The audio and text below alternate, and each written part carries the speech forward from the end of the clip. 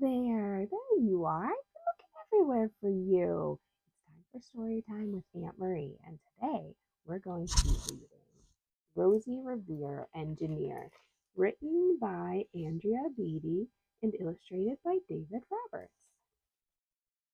This is the story of Rosie Revere, who dreamed of becoming a great engineer.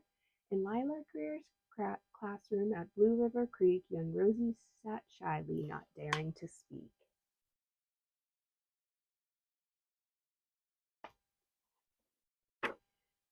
But when no one saw her, she peeked in the trash for treasures to add to her engineer's stash, and lately at night Rosie rolled up her sleeves and built in her hideaway under the eaves.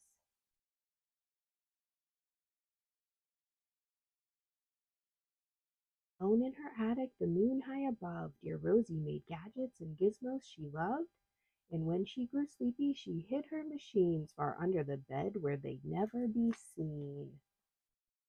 She's collected a lot of things, huh? I bet she could build some really neat stuff. When Rosie was young, she had not been so shy. She worked with her hair swooping over one eye and made fine inventions for uncles and aunts, a hot dog dispenser and helium pants. Helium pants sound kind of fun. The uncle she loved most was zookeeper Fred. She made him a hat to keep snakes off his head.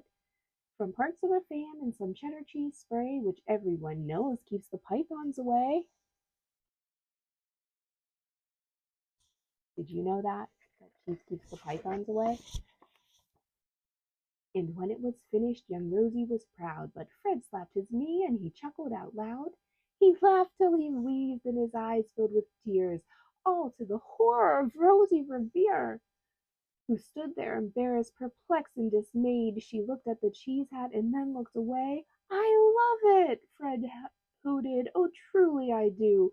But Rosie Revere knew that could not be true.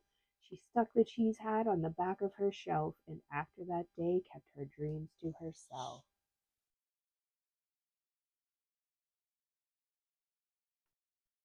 And that's how it went until one autumn day her oldest relation showed up for a stay. Her great great aunt Rose was a true dynamo who'd worked building airplanes a long time ago. She told Rosie tales of the things she had done and goals she had checked off her list one by one. She gave a sad smile as she looked to the sky. The only thrill left on my list is to fly. But time never lingers as long as it seems. I'll chalk that one up to an old lady's dreams.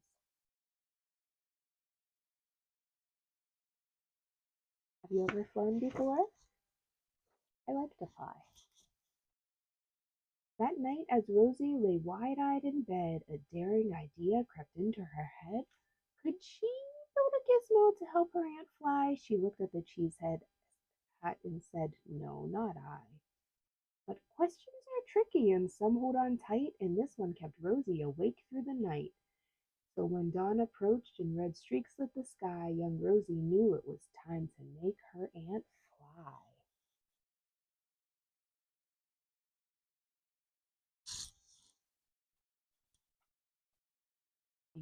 She worked till the day was half gone, then hauled her cheese copter out onto the lawn to give her invention a test just to see the ridiculous flop it might turn out to be.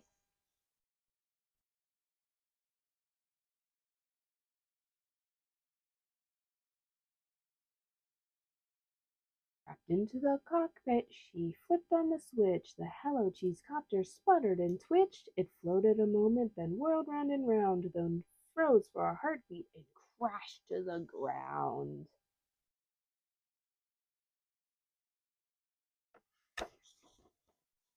Then Rosie heard laughter and turned round to see the old woman laughing and slapping her knee. She laughed till she wheezed and her eyes filled with tears, all to the horror of Rosie Revere, who thought, Oh no, never, not ever again will I try to build something to sputter or spin, or build with a lever, a switch, or a gear, and never will I be a great engineer.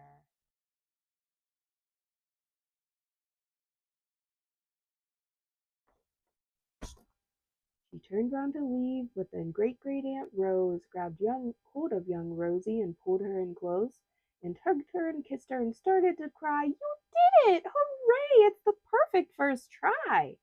This great flop is over. It's time for the next. Young Rosie was baffled, embarrassed, perplexed. Didn't you see it? The cheese copter crashed. Yes, said her great aunt. It crashed, that is true. But first it did just what it needed to do. Before it crashed, before that, it flew. Your brilliant first flop was a raging success. Come on, let's get busy and on to the next. She handed a notebook to Rosie Revere, who smiled at her aunt as it all became clear. Life might have its failures, but this was not it. The only true failure can come if you quit.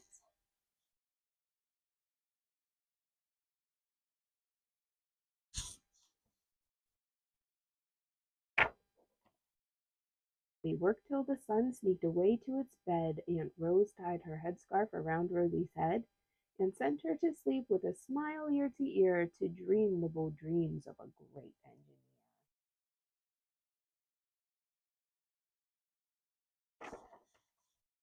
At Blue River Creek, all the kids in grade 2 build gizmos and gadgets and doohickeys too.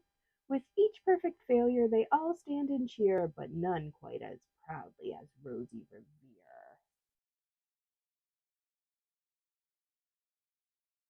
The end. What did you think of that book? I really like this one.